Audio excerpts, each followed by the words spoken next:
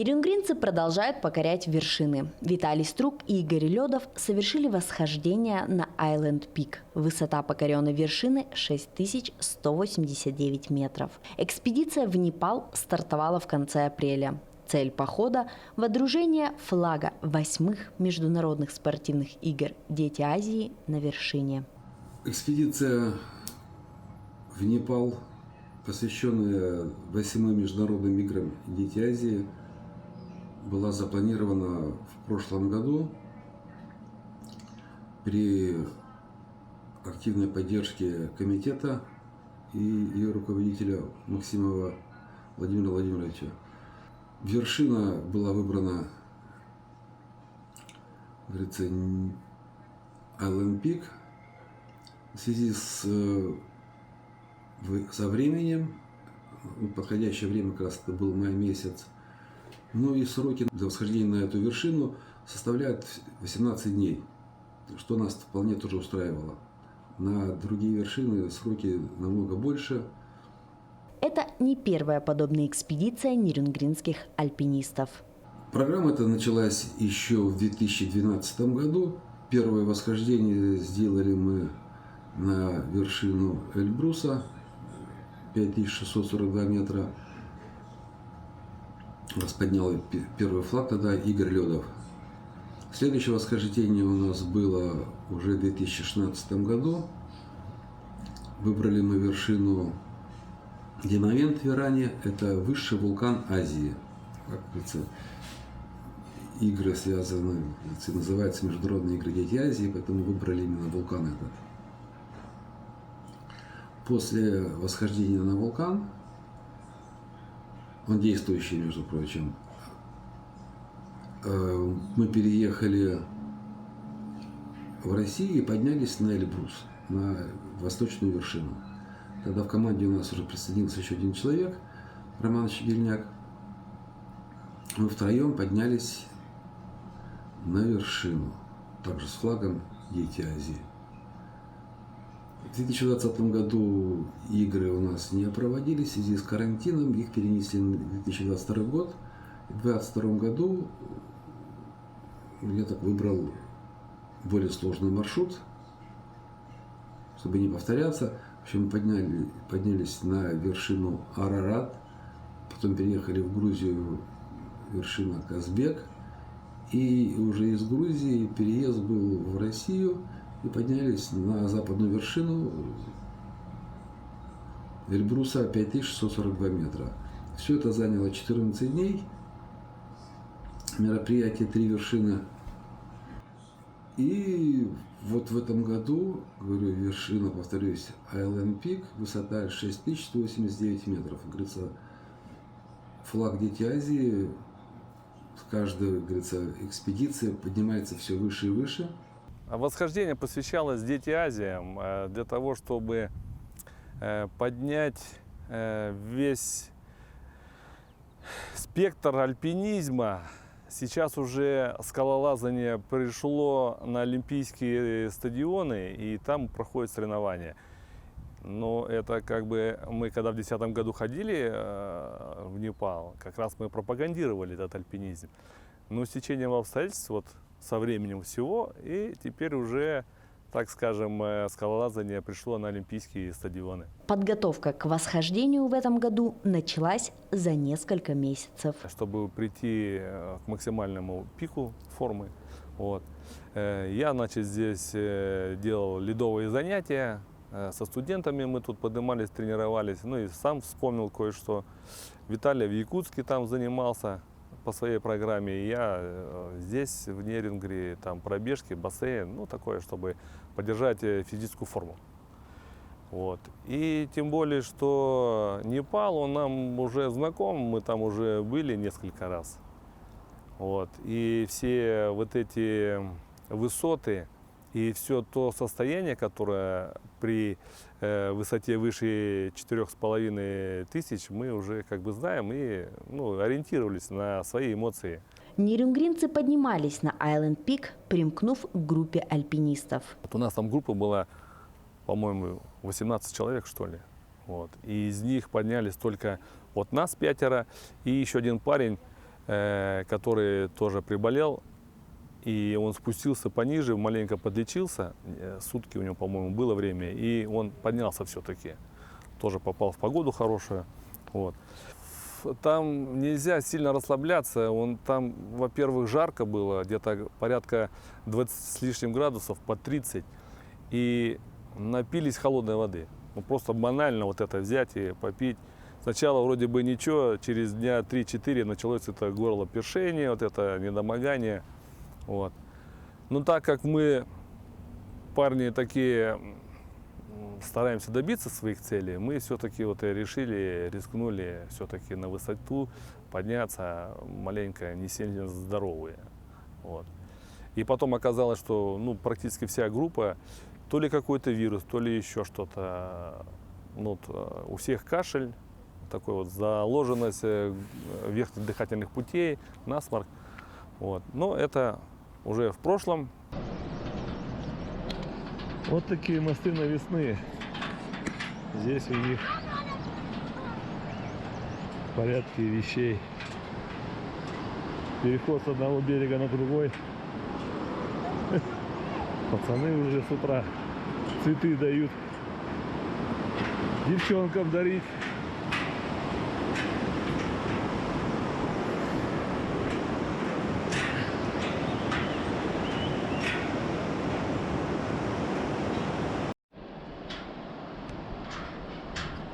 Да, мостов, конечно, тут куча.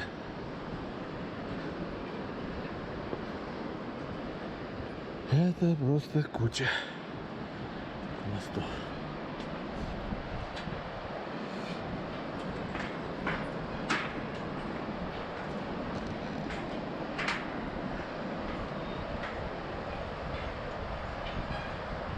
Старый мост вдалеке.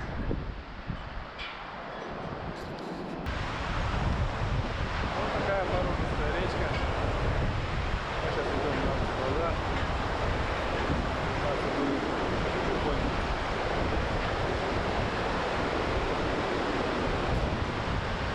Покорители вершин в этом году пошли не по классическому маршруту. Мы сделали как бы небольшой крюк. В итоге, когда мы там рассчитывали, то разные цифры были от 190 до 240 километров прохождения вот этого маршрута нашего было. В чем еще была там у нас маленькая проблема, это в том, что вот этот Константин, москвич, он не был еще на тех высотах, которые вот мы уже были. И когда мы прохождение делали, то мы как бы ориентировались на него, все равно там голова заболит, то там еще что-то такое. Мы не старались там сильно бежать, потому что чем тише идешь, тем быстрее проходит акклиматизация, набор высоты. Вот, там идешь все равно по тропе, но когда поднимаешься резко в гору, это примерно где-то 500-700 метров набор высоты и резко в гору, то тогда, конечно, бывает, что, так скажем, перекрывает голову. То есть уже какой-то голова болит, затылок, виски. Даже вот у меня там проскакивало такие моменты, где когда мы уже выше 5000 поднимались, такое чувствовалось, что старое, давно забытое ощущение. Поэтому мы старались все-таки идти спокойным темпом, чтобы у нас была акклиматизация, тем более, что мы планировали вот с основной группы выйти к ним, спуститься, хотя бы у нас, чтобы было полдня, отдохнуть. То есть мы километраж-то больше их сделали. Вот. Поэтому, несмотря на все вот эти вот тихо ходьбой, когда мы занимались, мы все равно пришли на 1,5 дня раньше. То есть мы как бы подогнали, отдохнули в это время. Вот, подошла основная группа, и нашлась там компания, которая предоставляла нам снаряжение. Чтобы не тащить отсюда кошки, веревки, ледорубы, они дали там в аренду нам. То есть мы в этом поселке это все подогнали под себя, обвязки, там, карабины, все это мы собрали в кучу. Вот. И уже двинулись к базовому лагерю этого Алан-Пика. Когда мы проходили, там очень красивые места, есть там озера Гойкио, там 4 озера такие голубые, такие они бирюзовые, на фоне гор так смотрится хорошо. Вот. Но потом нам пришлось идти по леднику, тоже такой щекотливый момент, когда идешь, где ледник обвалился, и прям по краю нужно пройтись, и он осыпается постоянно, меняется все. И вот так как бы щекотало там какие-то нервы. Мы еще там поднялись на гору Гойкио. Она 5300 с небольшим. Вот. И мы посмотрели, там как раз виды получается на восьмитысячники, там Чоую, там получается на Эверест, на Лхоце. Вот это все мы там зафотографировали. Нам как раз погода, нам до 12 часов мы успели все это заснять. Ну, как бы так все красиво. И встретили там тоже альпиниста, который побывал 5 раз на Эвересте. Он имеет в своем арсенале восхождение на все вершины мира высшие точки. Вот. Он что-то там 150 какой-то у нас, ну как, по счету. Вот. Это Виктор Бобок. Вот мы с ним, значит, там встретились, переговорили. Ну, попросили его дать обращение к нашим юным спортсменам. Дети Азии, он выступил. Мы вот как раз с ним поднялись на этот Калапатар, сфотографировали с этим флагом, с флагом Победы. И он дал там пожелания, напутствие вот этим. Вот. Когда мы спустились в Горакшерп, вот, там у нас еще была такая гора Калапатар, она 5555. Ну, там по разным оценкам она 5555, 5564, ну, у кого какой глазомер, короче.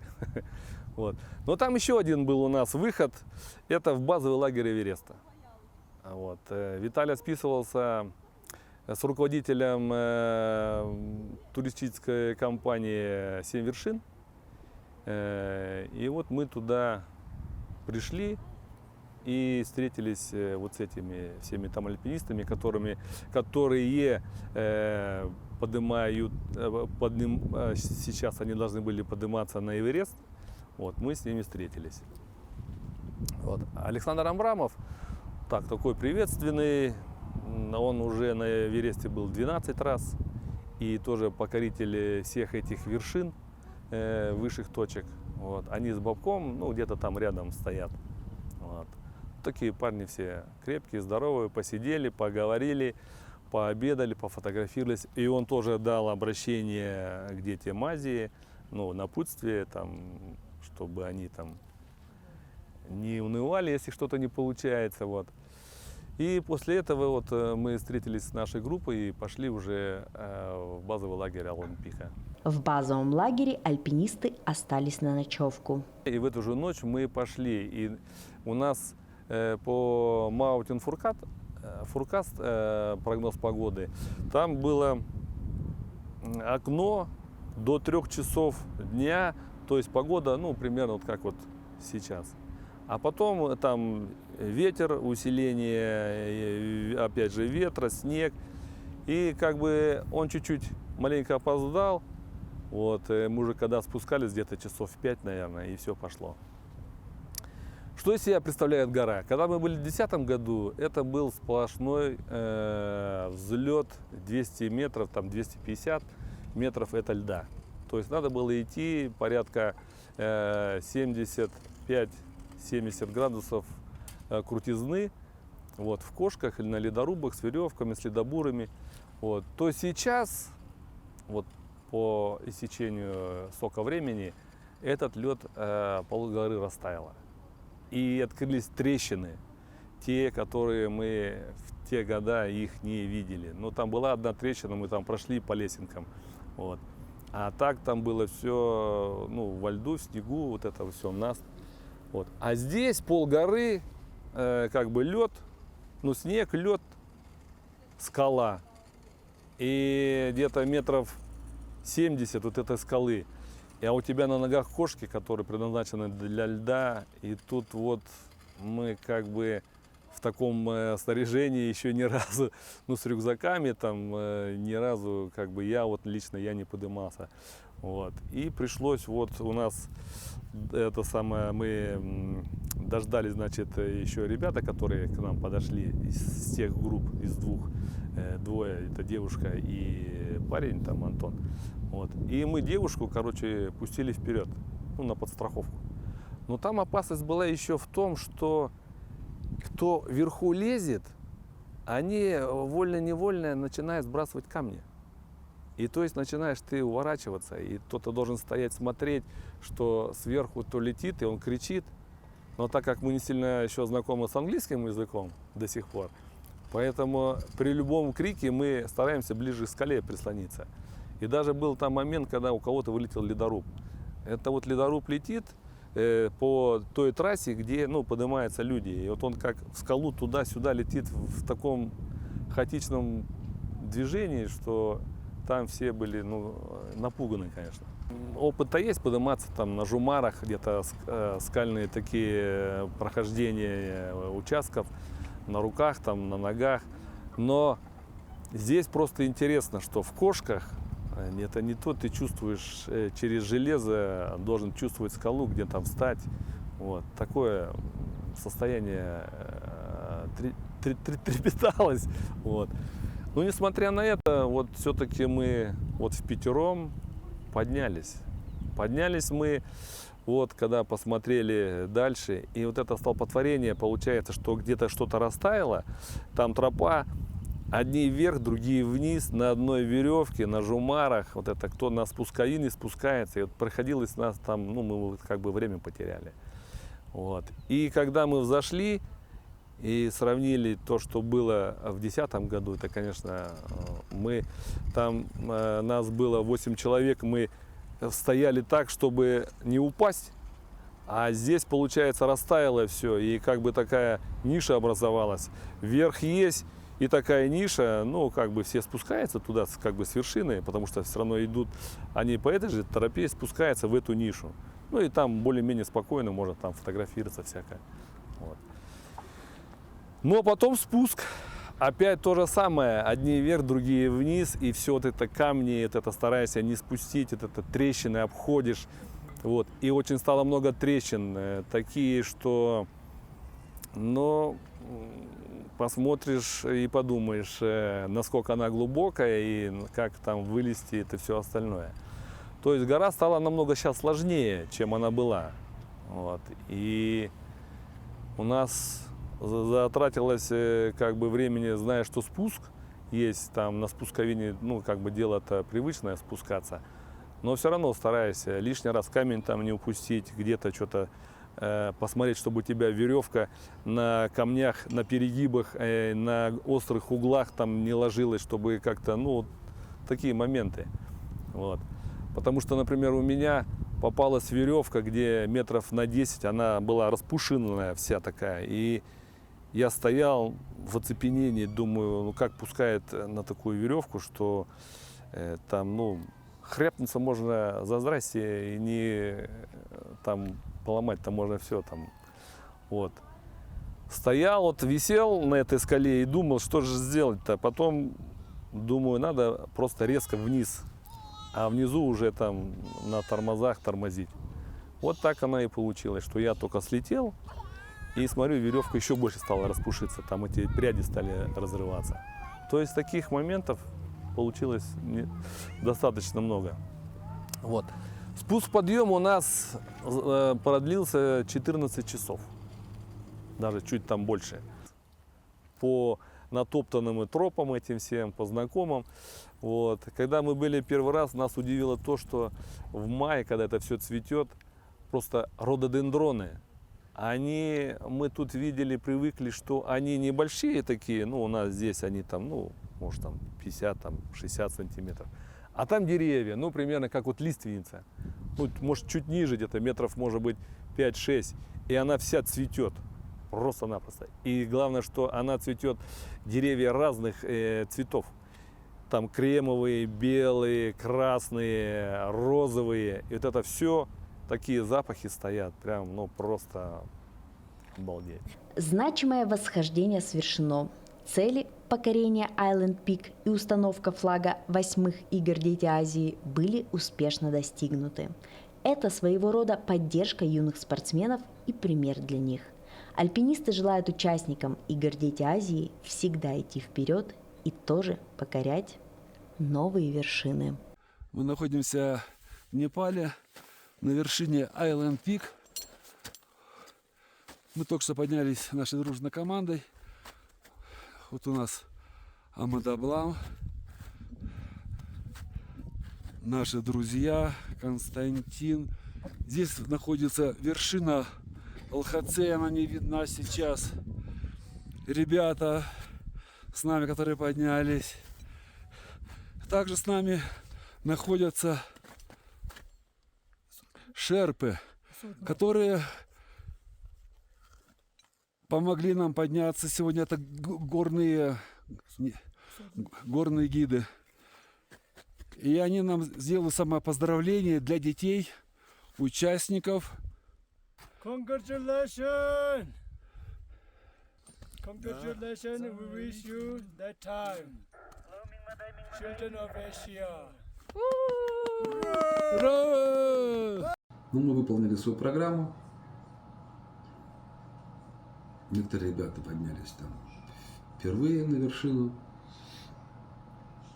Гора, на самом деле, за 14 коротких лет, так скажем, в истории гор сильно изменилась. Она стала не ледяной, она стала каменно-ледяной.